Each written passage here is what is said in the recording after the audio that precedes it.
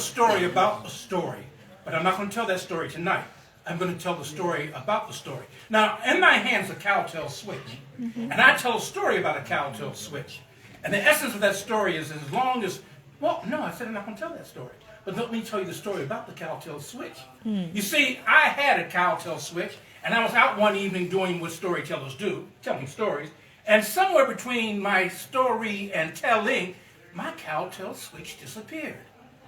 I guess it decided it didn't want to just be a tail and drew 4 legs and walked away. And I knew I was coming here and I needed a cowtail switch because one of the stories that I'm known for, and as Baden will tell you, is my story about the cowtail switch. Shh. So I put out word on Facebook that I needed to acquire a cowtail switch. And then all of a sudden, things start popping up. A lady in North Carolina, now that's about a 4, 5, 6 hour drive from Washington, D.C. She offered to let me borrow her cowtail switch, and we were trying to figure out how to get it back, because this was on a Wednesday and I was leaving on a Friday. All right? So we couldn't figure out how to do that. So just as I was trying to figure out, how can I do this? Can I use UPS? Can I see what Brown can do for me today? What can I do? I got a telephone call from a friend I hadn't spoken to in years. Wow. And she was a curator of sorts at a museum.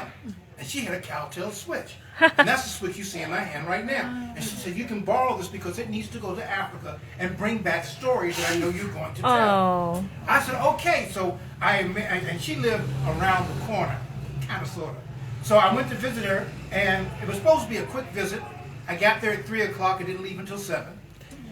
Her house is a living museum, and she let me borrow this cowtail switch.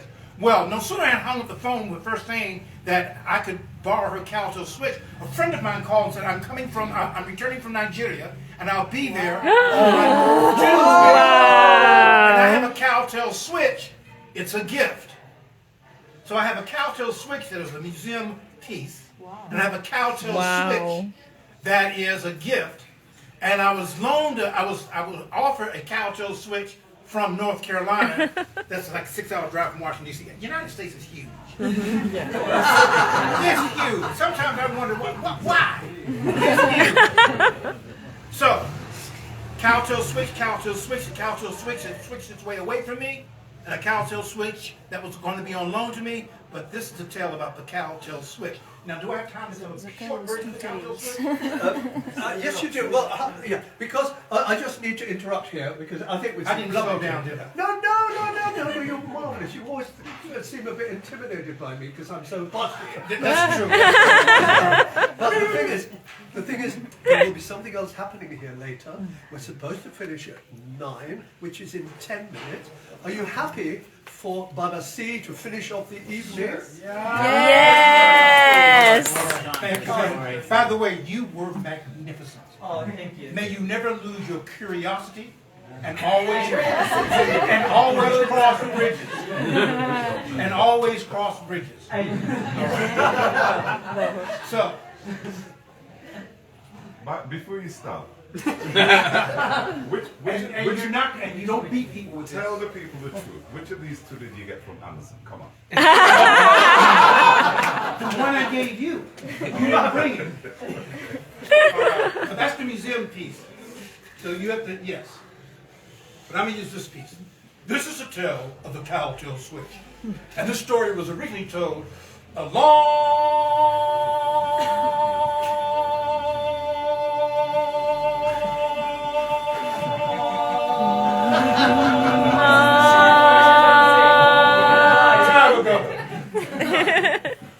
There was a village, they say Kijiji in Swahili, say Kijiji. Kijiji. And in this village there was a man who was a fierce hunter. How fierce was he? Who was a fierce hunter?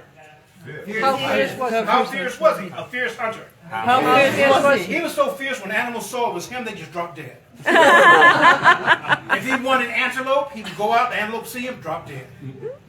Well, one day he went out to hunt, and the women went off to tend to the fields and take care of the animals. Don't hurt me, this is the story the way it was told. But one day he did not return. Now his name was Amagogo.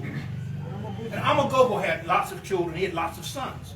And one day his youngest son, Pelu, stood up and said, "Where is my father?" He said, "What? Where is my father?" Because you see, Amagogo had been gone for 2 weeks. No, that's not right. It was 14 days. Nope. It was a week and 7 days. And he said, where's my father? They did not know. So they decided to go look for their father. Well, one had sight beyond sight. One was a superb tracker. And the tracker tracked and tracked and tracked and tracked and tracked until the trail ended. One had a nose like no other. And he said, I know our father's scent. So he sniffed and sniffed and sniffed until the scent disappeared. And the one with sight beyond sight says, I will find our father. Oh, I found father. He's in the clearing, but he is no more. He's just a bag of bones. And they got to the site, and there's, sure enough, the father was just a disassemblage of bones. So one son said, I can reassemble all the father's bone and make a complete skeleton. And that's what he did. And another son said, yes, but I can put sinew and muscle on the bones. And that's what he did. Another son said, I can put blood inside the muscles and sinew. Another son said, but I can cover it with skin so he will look like our father. And then another son said, yes, but I have a gift, but I can only use it once on a person. I can breathe life back into our father's body. Everybody below. Oh, no, stop. I have to remember not to do that again. And Amagogo sat up, and he looked around. He said, what?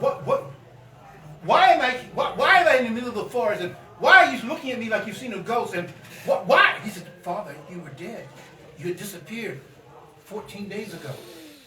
No, a week and 7 days ago. And no one knew where you were. No one even knew you were gone until Pelu said, where is father? He says, well, I'm here now. And so he went hunting. And he was name an animal. Lion. Oh, well, I don't want to eat a lion. But okay, you said lion. Buffalo. Who? Gazelle. Gazelle. I like gazelle. Because they're fast. But they weren't fast enough to get away from him. The hunter went and did pig. No pigs. No pigs in here. Get curious. So he looked at the gazelle dropped dead. They went back to the Kijiji, that means Village. Very good. And they had, you know what happens when you put food and music together? You get a party. A party is what you go to, a partay is what you are. And they ate and they drank palm wine, they drank palm juice, and they ate and they played music and they danced and they ate, played music and they danced, until they couldn't dance or eat anymore. The next day, Amagogo went out into the field and he saw a cowtail switch. And he decided to he saw a cowtail, and he decided to turn it into a cowtail switch. We're going to switch switches for a moment. And he would walk around the village like this.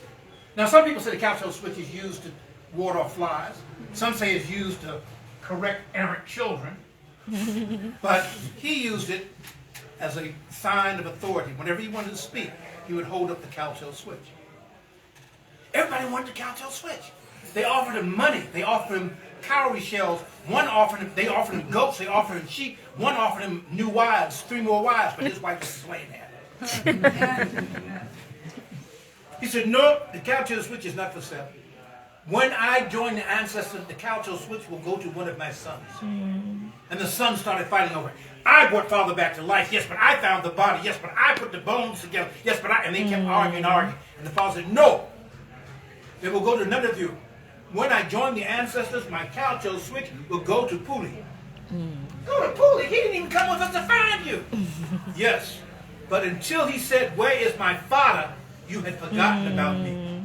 Until he said, where is my father, you did not think about coming to find or resurrect me. Puli will get the cowtail switch. And in that moment, something miraculous happened. Everybody in the village, or in parts of D.C. where I come from, everybody in the village understood.